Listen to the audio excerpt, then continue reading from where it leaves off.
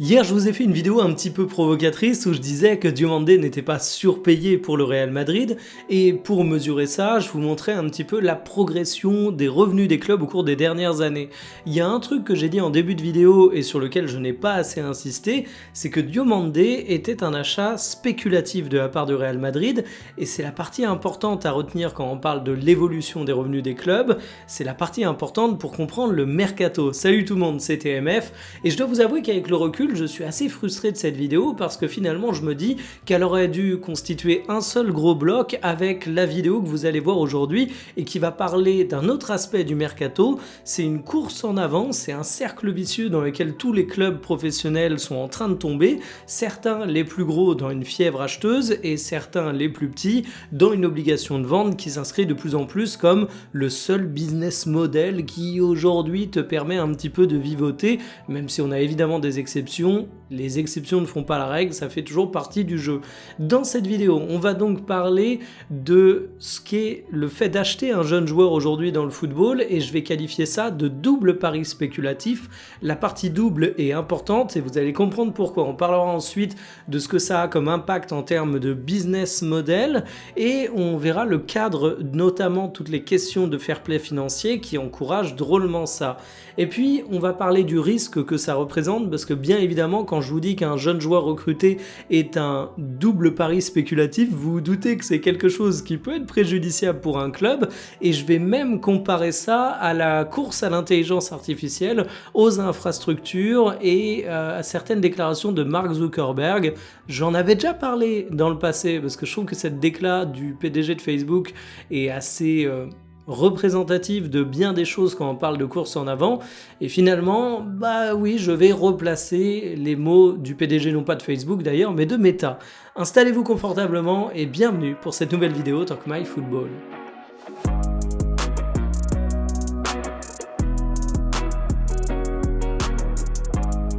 Si vous voyez aujourd'hui de plus en plus de clubs poser des sommes déraisonnables sur de très jeunes joueurs qui, à première vue, n'ont pas suffisamment prouvé pour valoir ces sommes, c'est parce que c'est un double pari spéculatif. Le premier pari spéculatif, c'est celui que tout le monde imagine, le fait que tu te dis que le joueur vaut peut-être pas aujourd'hui cette somme, mais que demain, s'il confirme tous les espoirs placés en lui, il vaudra cette somme, donc il n'y a pas de problème.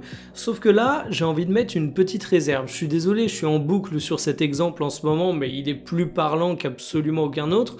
Si on prend le cas de Diomandé, Diomandé, même s'il confirme absolument tous les espoirs que le Real Madrid a placés en lui, je suis pas sûr que demain sa valeur soit de 250 millions d'euros. Donc on peut se dire que 140 millions d'euros placés aujourd'hui sur lui, c'est quand même vachement beaucoup parce que même si tu gagnes ton pari sur le fait qu'il confirme tous les espoirs placés en lui, sa valeur elle va pas exploser de façon déraisonnable, donc finalement tu prends un risque inutile et valait peut-être mieux te positionner un peu plus tard sur le dossier. Premier point, c'est pas totalement faux pour autant, c'est bien pour ça qu'il n'y a que le Real Madrid qui a proposé cette somme aux joueurs et qu'un club comme le Paris Saint-Germain s'est désengagé, mais le petit 2, c'est surtout qu'en fait, il y a un double pari là-dedans. Je m'explique. Hier, je vous faisais une vidéo sur la hausse des revenus des clubs et vous l'avez vu, en 10 ans pour les top clubs, les revenus ont été augmentés de manière significative. Ce que ça veut dire aussi, c'est que même quand on parie sur la progression d'un joueur et perdant, il peut s'avérer être gagnant, voire neutre. Je prends cette fois un exemple différent. Admettons que Manchester City acte bel et bien le recrutement de Boady pour 100 millions d'euros. Boady, c'est aussi un très jeune joueur et son âge en fait un prospect qui sera transférable dans 3 ans et il sera encore considéré comme un joueur d'avenir, encore comme un joueur qui peut faire l'objet d'un montant de transfert dans un deuxième temps. Admettons que Boady soit pas à la hauteur des attentes du côté de Manchester City, mais que ce soit quand même un vrai bon joueur. Si les revenus des clubs continuent à progresser comme ce qu'ils ont fait au cours des dernières années pour les top clubs, le club qui se présentera pour acheter Boady dans 3 ou 4 ans, il aura potentiellement 30%, 40% plus de budget parce que ses revenus auront explosé. Et du coup, même si Boady n'est pas à la hauteur des attentes, même si sa valeur aura baissé d'un point de vue purement sportif, sa valeur financière, bah, sera peut-être égal au prix que tu as posé il y a 3 à 4 ans, tout simplement parce que le foot sera plus riche et que du coup, pour la même qualité sportive, tu payes plus et donc pour une qualité un peu moindre, tu paies la même chose. C'est pour ça que je dis qu'aujourd'hui, un jeune joueur est un double pari spéculatif pour un club. C'est qu'en fait, non seulement si le joueur réussit, bah, tu vas avoir un top joueur et c'est cool parce que des fois, les top joueurs, c'est pas qu'une question d'argent, tu peux pas les acheter une fois qu'ils sont confirmés parce qu'ils sont bloqués par un très grand club, mais en plus de ça, tu te dis que dans tous les cas, un échec retentissant sera rattrapé par le fait que le joueur restera jeune, que tu auras toujours un acheteur et que la hausse des revenus des clubs fait que cet acheteur il sera prêt à mettre une somme conséquente même si la valeur sportive du joueur s'est dégradée. Ce qui représente le mieux le fait qu'on ait aujourd'hui des joueurs jeunes qui sont des actifs spéculatifs pour les clubs de foot, c'est le fait qu'on retrouve un petit peu la même dynamique que pour d'autres actifs spéculatifs.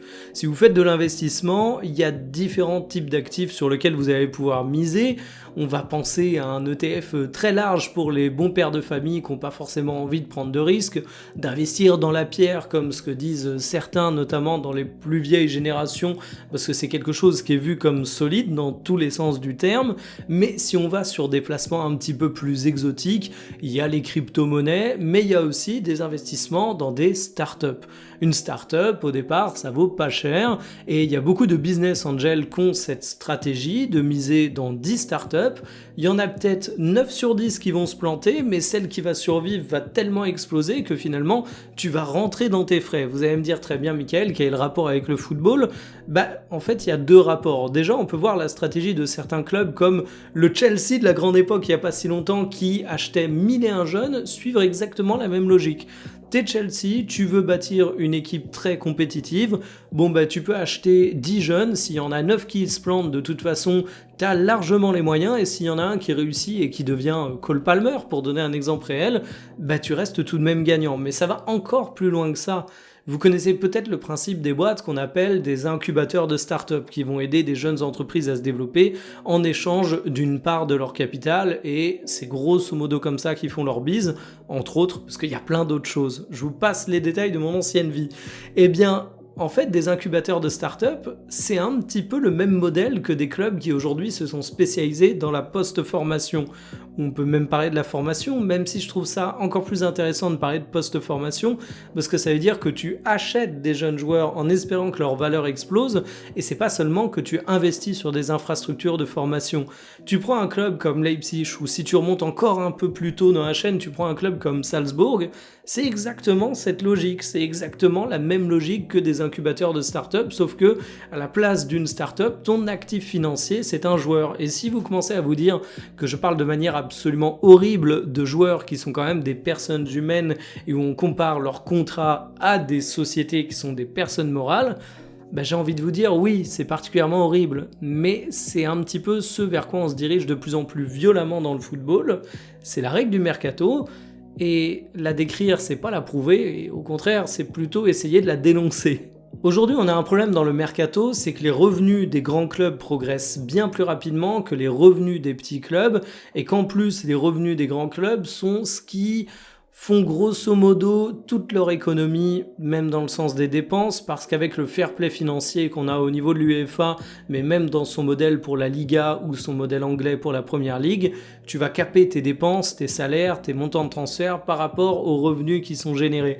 Sauf que si tu es un club lambda de Ligue 1, tu te rends compte que la progression de tes revenus organiques, via la billetterie, via les droits TV, au bout d'un moment, ils progressent pas aussi vite que les revenus des top clubs qui, eux, vont avoir une diversification toujours plus forte de leurs sources de cash. Et du coup, ça fait que tu vas recevoir des offres de plus en plus alléchantes pour vendre tes jeunes joueurs. Parce que si ta billetterie, elle augmente, je vous donne des pourcentages bidons, de 30%, le montant de transfert que tu peux tirer de tes joueurs, il augmente lui de 100%, et au bout d'un moment, ça va faire que oui, si tu es un club lambda et pas un club star et que tu cherches à maximiser un petit peu tes profits, tu vas davantage aller sur le trading des joueurs. Et aujourd'hui, on est rentré dans un cercle vicieux dans le football pour les clubs les plus modestes, à un point que tu vis là-dessus et pas sur tes revenus organiques. Aujourd'hui, on a tous le constat sur le fait qu'avec les droits TV qu'on diminue avec Ligue 1+, les clubs vivent au-dessus de leurs moyens. Mais pour plein de clubs français, c'était déjà le cas avant en fait. Parce que pour financer tes gigantesques salaires, pour financer tes montants de transfert qui étaient parfois totalement déraisonnables, même pour des clubs lambda de Ligue 1, mais on tiquait pas parce que c'est pas comme un top club où on a des records absolus de transferts qui sont battus. Tu misais sur le fait que tu allais faire un gros transfert. Ok, je donne 300 000 € par mois à ce joueur alors que je suis un club de Ligue 1, mais de toute façon, je sais que dans 3 ans, je vais pouvoir faire une bascule financière où son transfert, il va me rapporter 35 millions d'euros, donc ça vaut le coup de tenter ce salaire même si je peux pas me le permettre. Et en fait, tu vas toujours être dans une course en avant comme ça, à ne pas financer tes salaires via tes revenus organiques, mais à toujours jouer l'équilibre des comptes via finalement la fenêtre de mercato où tu vas vendre tes actifs joueurs. Et ça, c'est un truc qui est criant. Tous les passages à la DNCG en France sont grosso modo des moments où tu dis ouais, on va vendre pour tant d'actifs de joueurs, t'inquiète pas, ça va rééquilibrer les caisses. Mais en fait, il faut se rendre compte que plus on a des gros clubs qui progressent vite en termes de revenus par rapport aux petits clubs, plus ça va s'empirer, parce que plus les montants de transfert pèseront lourd dans les finances des clubs vendeurs, et plus ils pèseront lourd, plus t'en seras dépendant. Ça crée vraiment une économie qui est viciée, et où le mercato aujourd'hui est limite plus important pour 90% des clubs sur comment ils arrivent à se financer, que tout ce qui serait censé faire la vraie économie du foot, à savoir les gens qui viennent à ton stade, les gens qui achètent des maillots, les gens qui regardent tes matchs à la télévision. Pour les gros clubs, le fait de spéculer de plus en plus sur les jeunes joueurs, ça présente également un risque majeur. On mise sur le fait qu'il y aura une augmentation des revenus qui permet de diminuer le risque parce que les montants de transfert augmenteront eux aussi, mais il y a une phrase qui dit en termes d'investissement que même les arbres ne montent pas jusqu'au ciel. Et si on a vu une progression absolument majeure des revenus des top clubs sur ces 10 dernières années, on se rend compte aujourd'hui que la problématique est peut-être un peu plus complexe que dans le passé. L'époque où les droits TV battaient sans cesse des records avec une facilité déconcertante est désormais révolue. Tu te rends compte qu'il n'y a plus forcément une course à l'armement chez des acteurs qui se servaient du football comme d'un produit d'appel. En fait, à une époque, tu t'en foutais que les droits du foot soient rentables pour toi parce que tu pouvais être un opérateur télécom par exemple, et c'était un argument. Venez chez l'opérateur X ou Y parce qu'on a du football et on va le mettre dans votre offre. Donc si le foot était peut-être pas rentable en lui-même, tu faisais ta rentabilité sur d'autres services qui étaient liés. C'est un peu la même logique qu'un supermarché qui va pas faire la même marge sur tous ses produits, mais il y a des produits qui font venir le client chez Leclerc, chez Auchan, chez Super U, et il y a des produits qui vont faire qu'une fois qu'il est là, tu vas faire ta marge. Le foot était considéré comme ça, mais aujourd'hui tu te rends compte que ouais, c'est un peu plus compliqué, et je crois que la Ligue 1 en est un représentant assez parlant, même si on a encore d'autres problèmes par rapport à la Ligue 1. Et en fait, le fait que tu mises beaucoup sur cette spéculation fait que les clubs sont de plus en plus obligés d'aller chercher des sources de revenus tiers. Alors déjà, pour les droits TV, on peut penser à d'autres compétitions, qu'on va pouvoir monétiser. Par exemple, une Coupe du Monde des clubs. Et quand tu es dans une course effrénée à financer des transferts de toujours de plus en plus grand, tu vas pas refuser une Coupe du Monde des clubs parce que tu peux pas refuser des sources de revenus. Quand tes droits TV ils stagnent parce que t'as plus forcément cette logique de produit d'appel et que les diffuseurs sont un peu plus prudents, qu'est-ce que tu vas faire ? Si on mettait par exemple plus d'espace publicitaire à travers des pauses fraîcheurs par exemple, oui, ça permet de revaloriser un peu les droits TV. Tu vas essayer d'agrandir les stades pour augmenter la billetterie, mais c'est toujours pas suffisant. Donc tu vas essayer de lier la rénovation de ton stade à un complexe hôtelier, à des boutiques, à des restaurants. Tu vas multiplier tes sources de revenus et au final, c'est une course effrénée en avant avec des gros clubs qui deviennent de plus en plus gros dans des projets de plus en plus tentaculaires, de plus en plus risqués et surtout où le football devient secondaire parce que je pense qu'on est tous amoureux du ballon rond et on préfère tous se dire que notre foot, il est financé non pas par un complexe hôtelier ou une piste de bowling qui est liée au stade, mais par la billetterie, par les gens qui aiment vraiment le foot et par l'économie du football en elle-même. Alors là, on pourrait être tenté de dire, non mais c'est simple, il suffit que les clubs se mettent d'accord pour qu'il y ait la fin de cette course en avant et qu'on retrouve un petit peu de rationalité. Après tout, si tout le monde se dit que le petit attaquant qui vient d'éclore du côté du Stade Rennais, il vaut 30 millions d'euros et pas 50 millions d'euros, ça va aller mieux. Ouais, mais là, il y a un gros problème. C'est qu'en fait, tu peux pas être le premier à prendre cette décision. Là, j'ai envie de revenir sur les déclarations qu'a eu Mark Zuckerberg, le président de Meta, concernant les infrastructures IA où il investit énormément. Il y a des GAFAM, des grosses entreprises comme Amazon, comme Google, comme Microsoft qu'ont leurs services de cloud IA qui vont monétiser très concrètement et du coup on peut imaginer un retour à l'investissement plutôt explicite là-dessus. Du côté de Meta, on investit tout aussi lourdement, mais il y a des critiques qui sont faites de la part de pas mal d'actionnaires à Mark Zuckerberg sur le fait que la rentabilité de ces investissements peut interroger un peu. Je ne vais pas débattre sur l'IA de manière générale, il y a également des interrogations chez certains sur les investissements de manière générale, mais chez Meta c'est un peu plus virulent. Et en fait Mark Zuckerberg, qui est le seul patron à bord de Meta, pour dire les choses très concrètement, a une réponse très simple là-dessus, c'est que de toute façon ils ne peuvent pas se permettre de louper le wagon. Ils ne peuvent pas se permettre de louper le train de l'IA parce que c'est un des rares trucs qui peut disrupter une boîte comme Meta. Et s'ils investissent pas là-dedans, ils prennent le risque de louper la prochaine révolution. Et s'il n'y a pas de révolution, ça fait que Meta va avoir flambé des milliards et des milliards, mais ils s'en relèveront parfaitement. Alors que si c'est bel et bien une révolution, Meta peut se faire disrupter et donc là ils regretteraient amèrement et ça les tuerait d'être passés à côté de ça. Et finalement il y a un exemple qui est assez parlant, c'est quand Meta est rentré dans tout son délire de métavers, d'où le nom de lunettes connectées, ça a fait un flop, plus personne n'en parle, ça a coûté des milliards à Meta. Mais c'est pas grave, ils s'en sont relevés et ils se relèveront de leur investissement IA s'ils sont pas fructueux. Mais par contre, ils peuvent pas se permettre de passer à côté du wagon. Je reviens au football, c'est exactement la même chose pour les jeunes joueurs.